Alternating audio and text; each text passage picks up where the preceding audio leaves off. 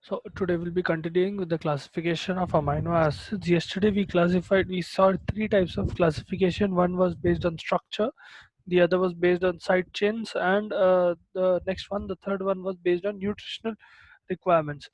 Now, the fourth way in which you can classify your amino acids is based on metabolism, their metabolic fate. What will happen when we metabolize certain amino acids? Based on that, you have three main categories. Right. Second. Yeah. So the first one will be purely ketogenic amino acids. This amino acid, whenever you metabolize it, you will only get ketone bodies. All right, that is why they're called purely ketogenic, and you have only one amino acid in it, which is leucine. Then you have something called glucogenic and ketogenic amino acids, which will give both ketones and glucose. What do you call glucose whenever they are metabolized. So in the sense that during metabolism, what will happen is part of the carbon skeleton will go into what you call ketogenic pathway, and the other part of it will go into glucogenic pathway. Meaning, I'll show you one image. Hold on. हाँ जी. See this amino acid.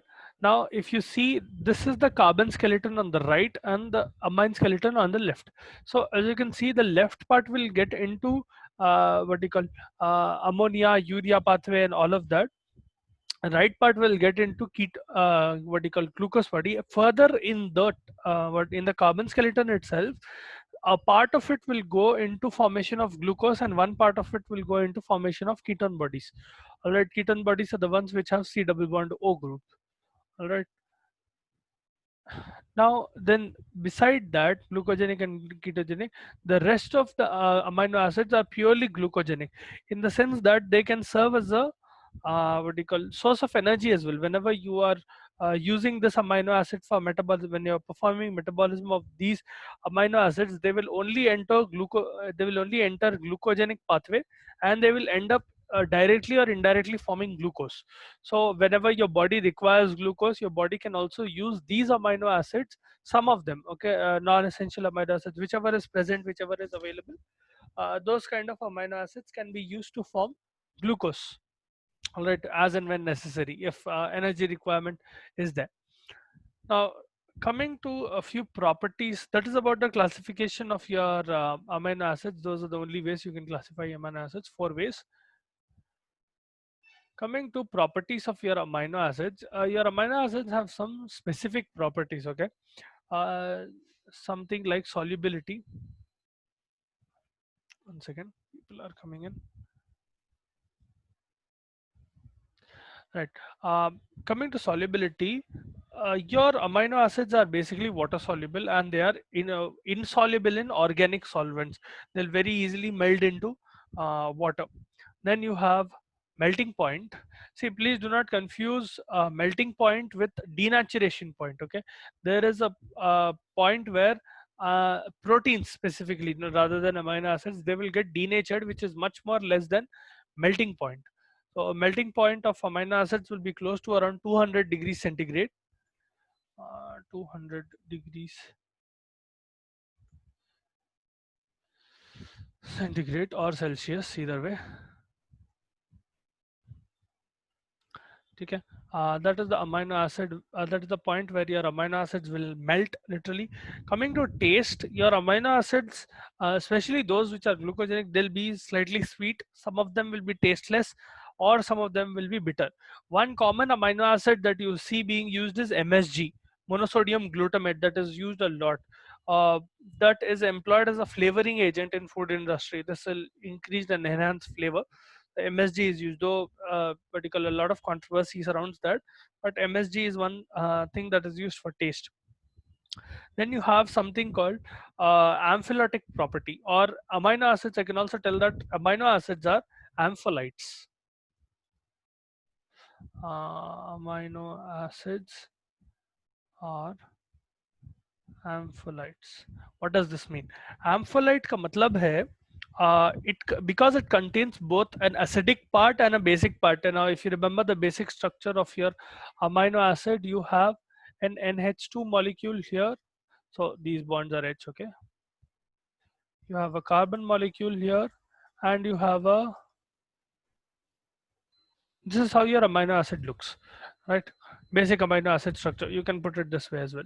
So if I put H and R, let's suppose.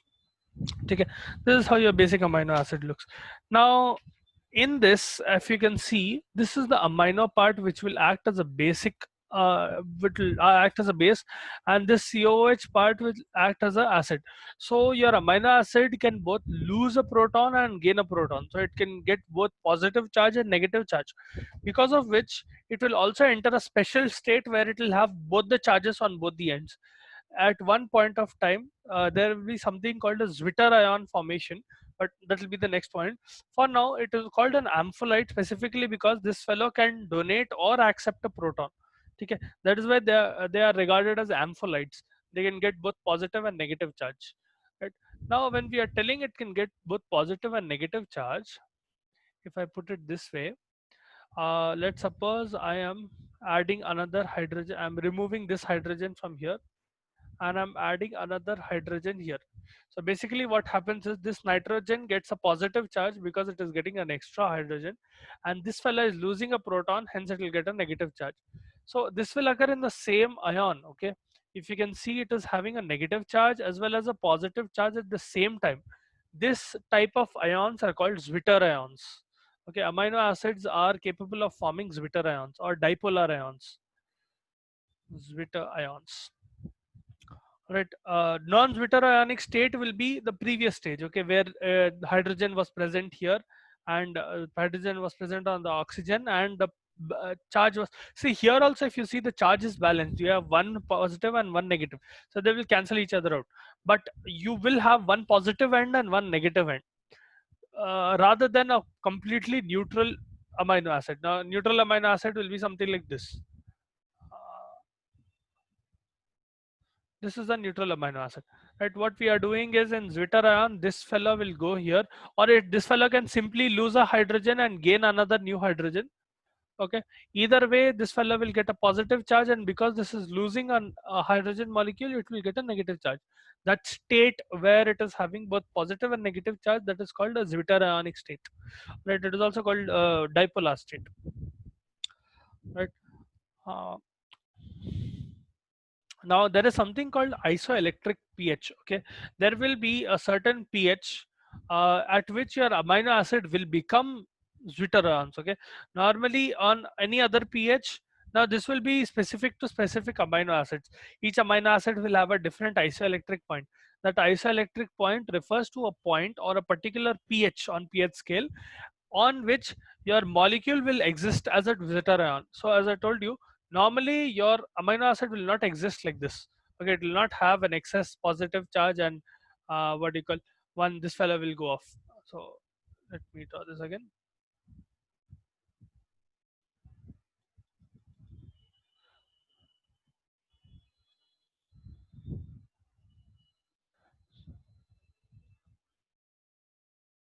So normally your amino acid does not what do you call, occur or stay in this state.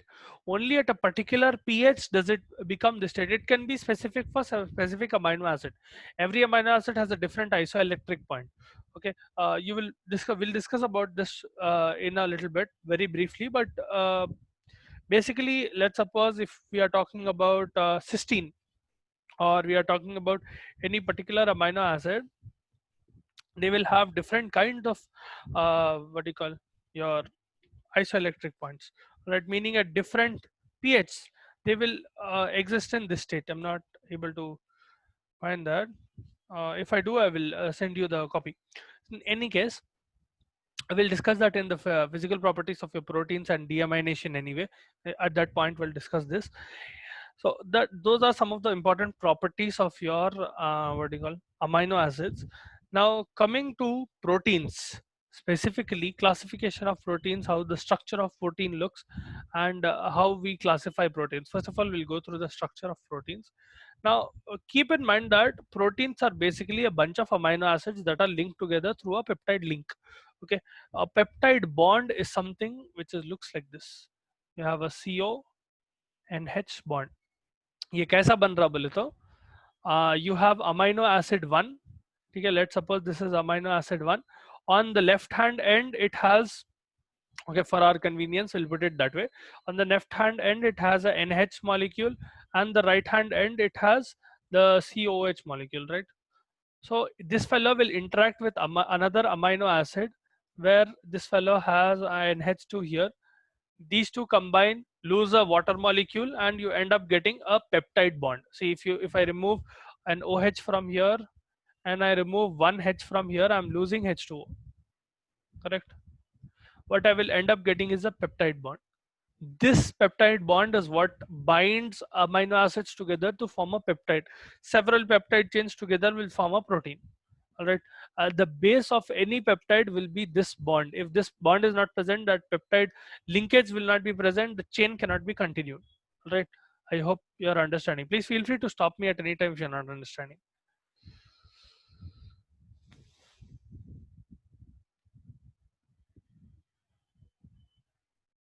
Haji. Now, based on what do you call biological significance, based on what function they do biologically, proteins are of several types. You have structural proteins which give proper structure to cells, and to basically think of them like think of those proteins which will participate in connective tissue. Okay, they will give structural integrity to different things.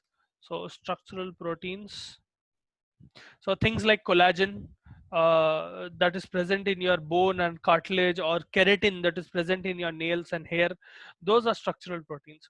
All right. So you can get the picture from that. Collagen and keratin, both of them are important in maintaining structure of several cells and several proteins. In any case, that is a structural protein. Then you have enzymes. Enzymes are also proteins.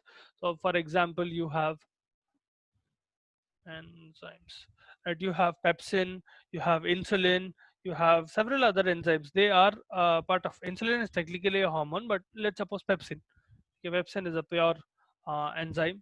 Then you have hormones. Hormones में आता आपका insulin, specifically insulin. This is a purely proteinaceous hormone. You know the function of insulin, it is responsible for inducing glucose inside the cell. Then you have transporter proteins, and they're simply called transporters. These are proteins that are helping in transporting, so they're acting as carriers basically. One what do you call, very common example that we can give is hemoglobin. Hemoglobin is a protein molecule which has a heme structure and a globin structure, the globin being the protein part. So you have a heme part and a globin part.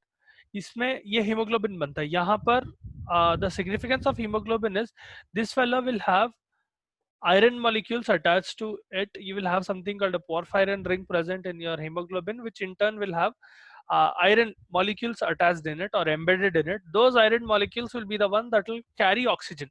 Hence, we tell that oxygenated hemoglobin is formed. That is basically when hemoglobin is carrying oxygen all around your body. So, whenever we talk about oxygenated blood, it contains RBC, which contains hemoglobin, which in turn contains oxygen. All right. So here it is acting as a transporter protein. All right. Then some proteins can also act as receptors, specifically to certain hormones. You have certain receptor proteins that are responsible for signal transduction. So if you see surface level proteins which are acting as receptors, so इससे पहले आप लोग कभी receptors के बारे में अगर पढ़े थे तो, let's suppose this is a cell and I have one particular receptor like this receptor itself is a type of protein. If a hormone comes here and attaches to this receptor, now for example if we take insulin itself, insulin comes and attaches to its what do you call insulin receptor, because of which it will create a what do you call reaction inside, where glut receptor will come to the picture, and यहाँ पर surface पे what do you call transporter of glucose transporter 2 will be formed, right? If you remember, we went over this. Did I go over with you or with B2? I don't remember. But basically what happens is, if insulin is present, this insulin will go and bind to insulin receptor present on the cell. This will cause a change in your cell itself, wherein one of the vacuoles which has glut transporters or glucose transporter molecules. So you will have a small vacuole like this inside, which has the transporter.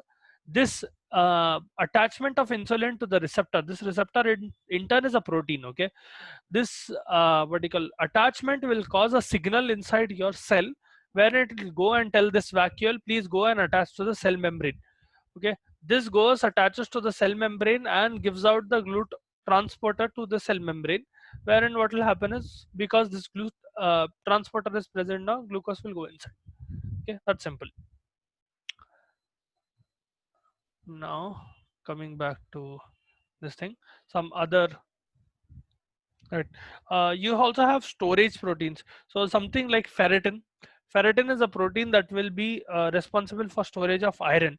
Okay, they are certain proteins that will bind to substances and they will store it in different tissues. Okay, so whenever your body is requiring them, so in case your body requires iron, they will break down ferritin, or ferritin is basically used to supplement iron in your body. And the last one is formation of antibodies. Antibodies are very important part of your immune system, where they are being formed against a particular antigen. We went over it in the last chapter. So antibodies are basically proteins, especially your gamma globulin. All of those are antibodies that are formed using the structure of a protein. Okay, they play a very important role in immunity, as you know. Now, proteins as such, based on structure, they can be. I'll show you one image so that you'll understand easily how proteins are not exactly classified as such, but हाँ जी, ये देखो. Now, can you see this image? Are you guys able to see this image? Hope you can see. Yes, sir. Okay. तो ये जो individual amino acids दिख रहे हैं, these are forming chains. The small beads that you're seeing, colored beads, those are amino acids. Okay, these will join together to form a peptide link. What you're seeing there is a peptide chain. Okay, in between there you have a peptide bond, the CONH bond that we discussed. Okay, this is the primary protein structure. यहाँ पर कैसा रहता है, linear है जो sequence है, it is in a straight line. Technically, even if it is like a bead and all, it is still in a somewhat straight line. Okay, it is not orienting in a different dimension. It is still in a single dimension, and it is not going in the second dimension or in the third dimension. This is called a primary protein. Okay, these are basically polypeptides. All right, now several such sheets, what they will do is they will either form pleats, or they will vertical wind around themselves. So if you have a pleated sheet, you can see on the left how it will form a pleated sheet. You'll have hydrogen bonds in between, wherein this will represent one. So if I can see, this fellow will represent one peptide chain, this fellow will represent one peptide chain, this fellow will represent one peptide chain, so on and so forth. तो होता क्या इसकी वजह से, हाँ जी, so होता क्या इससे, several peptide chains are linking together and forming a secondary structure, or it is called a secondary protein structure. यहाँ पर several amino acids are linked together by hydrogen bonds. Now this can be like a pleat, or it can be like alpha helix. Helix is basically how your DNA looks. Okay, a helical structure, it will wind around itself to form a helix, something like a think about it like a helical staircase. Okay, वैसा रहता. This fellow, if it condenses even more, it will form a tertiary structure. Now, this is a three-dimensional structure. Okay. If several alpha helix molecules or several pleated structures, they condense together, what will happen is they'll what do you call, basically shrink in a way, and they will form a tertiary protein structure. All right, several pleats will be formed. See, in that structure you can see both pleats and alpha helices. Okay, helix ka plural is helices. Now helix is the singular. Now, when you have several of these clumping together, you will have a tertiary protein. This is a three-dimensional structure. Now, your protein will have several such tertiary proteins. So, you will have something called a quaternary protein structure, where your most of the molecules or the most of the complex proteins that you see are quaternary structures. Okay, यहाँ पर क्या हो रहा है, कई tertiary protein structures are combining together, or they are coming close to each other, and they are forming a quaternary protein structure. Basically you will have four such, यहाँ पर दो ही दिखा रहा, quaternary protein structure you can have. It will be a three-dimensional structure, several three-dimensional tertiary proteins coming together and joining. Okay, that is how your proteins are organized structurally. I hope you understood the concept here. ठीक है.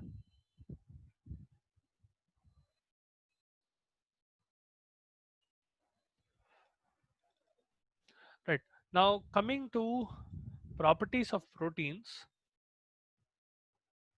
So your proteins do have some important properties. Now, in your textbook, there'll be a lot of nitty-gritty details about the structure of amino acid, about protein. You don't need to go into complete detail. That is kind of unnecessary at your level. उतना detail में आप लोगों को जरूरत है नहीं. Okay. अभी जितना पढ़ा रहा हो उतना भी पढ़ लिया तो बस है. Properties of proteins. Just so that you have a basic idea, go through the vertical details once, so that you understand how they are being joined. Once you get that picture, it is more than enough. The overview itself will be enough, how a primary protein is becoming a secondary protein, and how it is becoming tertiary protein, and how you get quaternary proteins. All right, how that joining occurs in between. All right, now coming to specific properties of proteins, the first one is solubility. Now proteins form colloidal solutions. Okay, they will form something called colloids instead of true solutions. So you will have a water molecule surrounding the protein. It will not exactly be a solution where this protein is dissolving inside the water molecule, but because the protein is such a big structure. Now if you can see, एक single amino acid का एक structure रहता, that is forming several peptides to the point where it, if it goes all the way up to a quaternary protein, this fellow will become very very big. Okay, it will be very heavy as well. The molecular weight of proteins are is much high. Okay, for example, if I take insulin ka weight is around 5700 daltons, quite a heavy molecule. Okay, you have different structures like hemoglobin is around 64,000. Okay, very heavy structures, because of which they will not exactly solubilize in water, but they will form something called colloids. Colloids will be structures where water molecule, think of it like a quaternary protein being surrounded by water molecules. Okay, that is a colloid, and they will not form a true water solution. Right. Now the next one, molecular weight. As I was telling, molecular weight of proteins is pretty high because they are so condensed and they are so dense. What will happen is molecular weight will obviously vary, but generally it will be much higher than what do you call your amino acid. Obviously, your insulin has around 5,700, hemoglobin has 64,000, serum albumin has 69,000. You know, albumin, globulin, those are also proteins. Myoglobulin that is present in your muscles, that will have around 17,000, so on and so forth. Then you have another property which is shape. The shape of proteins can vary a lot. It can be globular, wherein your insulin is globular. Okay, so shape can be globular, basically circular. Not exactly circular. Think of it like a sphere, more like. Insulin is globular. Then you have oval proteins. Your albumin is an oval protein. Okay. Then you have your elongated proteins. So there'll be long string-like structures, specifically your fibrinogen. आप लोगों को clotting पढ़ा दिया अब तक physiology में? Ever came across what is fibrin, what is fibrinogen? No, sir. नहीं, clotting नहीं, blood नहीं पढ़ा है अब तक, blood disorders and all. No, sir. No. अच्छा, ठीक है.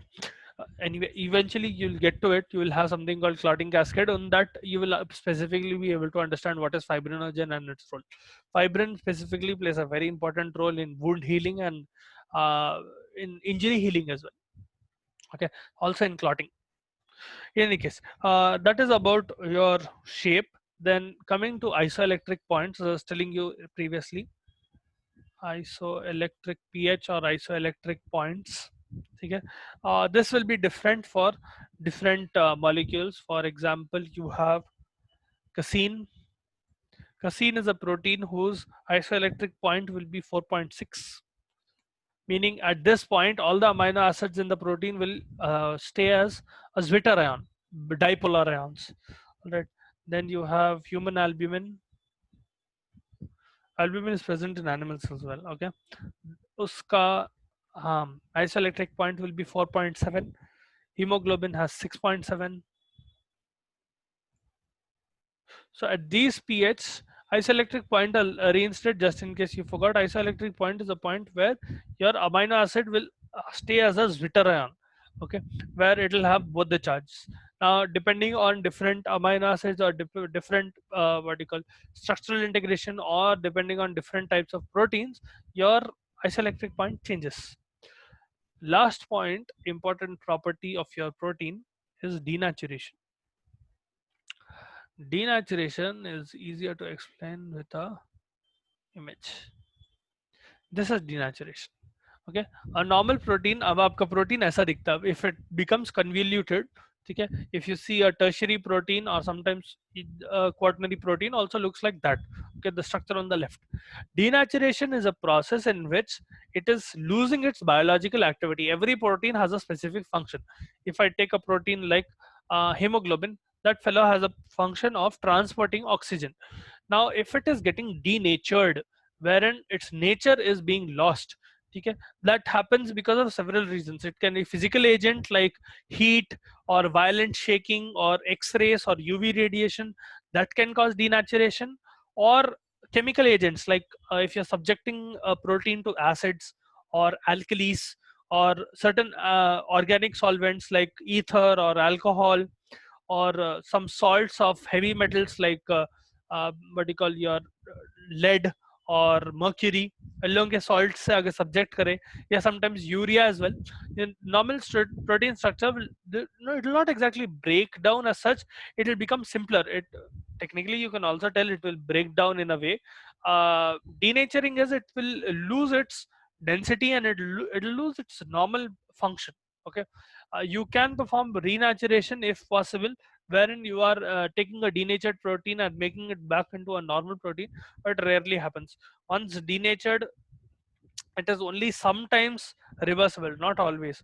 Okay, hemoglobin is one particular protein that can get renatured, in the sense that hemoglobin specifically gets denatured in the presence of salicylates, but if you remove salicylates they will get renatured automatically. If you're removing the causative agent for what you call denaturation, or the agent that is causing denaturation, it will get renatured, right, in some proteins, not all proteins. Now coming to classification of proteins, you have a few ways of classifying proteins. We'll go over one or two of them.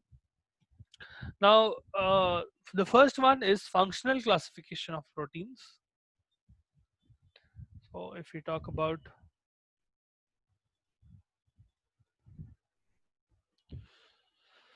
classification of proteins, the first way of classifying proteins is functional. So functional classification of proteins. In this, based on the function of the protein, you have structural proteins, catalytic proteins. Structural proteins are those which will give you structural integrity, something like keratin or collagen. Okay, catalytic proteins are those that will help in breaking down structures. So hexokinase and pepsin, basically enzymes. Okay, they act as catalytic proteins. They are facilitating catabolism, hence they are called catalytic proteins. Then you have transport proteins, something like hemoglobin or albumin and globulin.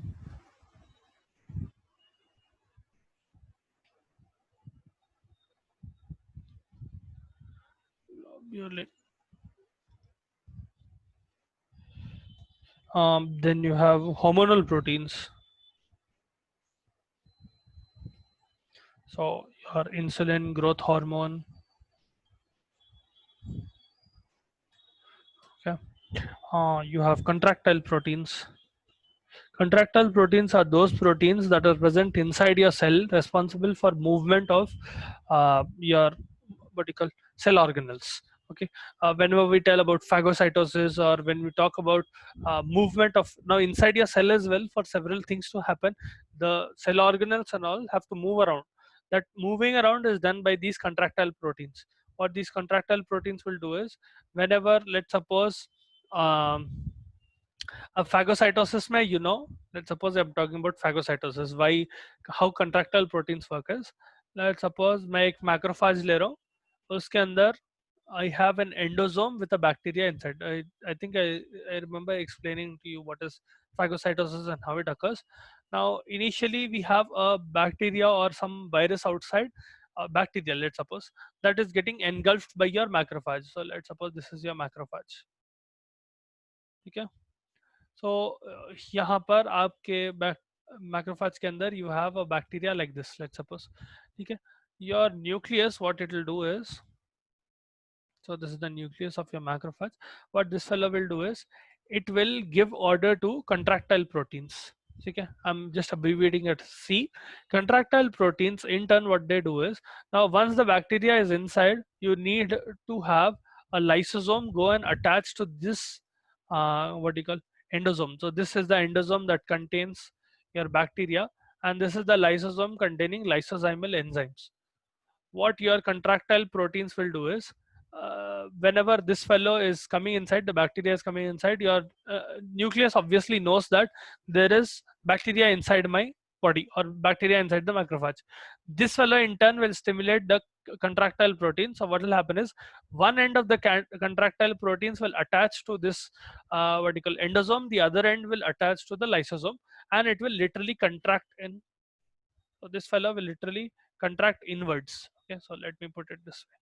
Okay, it will contract inwards, it will shrink, because of which this lysosome will combine with the endosome, and lysosome, the enzymes can be released into your endosome, or basically onto the surface of the bacteria to destroy the bacteria. That is how contractile proteins work. I'm sure you must have heard of contractile proteins like actin and myosin. Okay, when you're studying about muscles, आप लोगों को biology हुई अब तक? Muscles के बारे में कुछ तो भी पढ़ा है? What is muscles? Yes, sir. पढ़ा है. So you know Yes, what sir. is actin and myosin, how contraction Yes. of muscles occur, Yes, sir. what is the role of actin and myosin. ठीक है, those are contractile proteins, actin and myosin. All right, that is one. हाँ जी. Then you have storage proteins, specifically like you have uh, gluten or ferritin or oval albumin.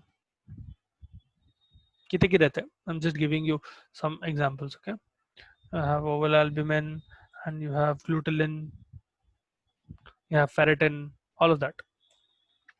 Then you have genetic proteins, which play a role in basically maintaining the structure of your chromosome. Okay, so you have nucleoproteins and histone proteins. If you know your DNA is basically our chromatin structure will be wound around histone proteins.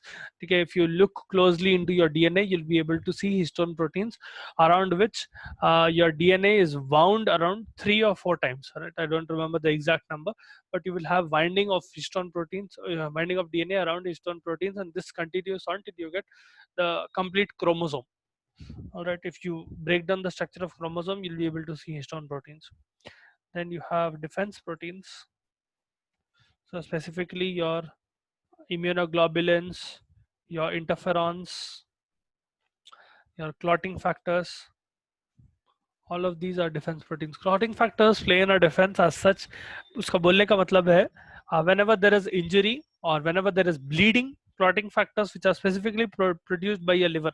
There are other ways also which clotting factors are produced, but several important clotting factors are produced by your liver. That is why when liver damage occurs, bleeding time increases. Any case, clotting factors will also play a role in defense, right? So that is one way you have defense proteins. Then the last one is receptor proteins. Okay, this can be receptors for hormones or this can be receptor for viruses. Either way. All right. So this is one way, functional classification of proteins. We have something called chemical nature classification and nutritional classification. We'll go over that in the next class, and I'll tell you some important substances and functions of proteins. After that, we'll get into metabolism of amino acids. All right. The thick of it, basically. Take your attendance.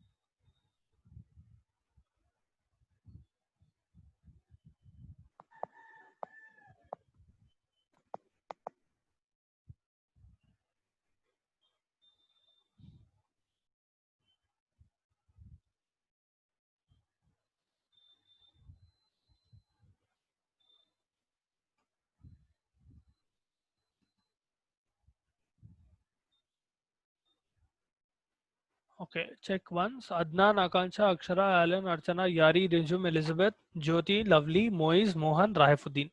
Total of 14 people. Correct है. बालाजी आया था Chandana. Connection problem maybe. All right.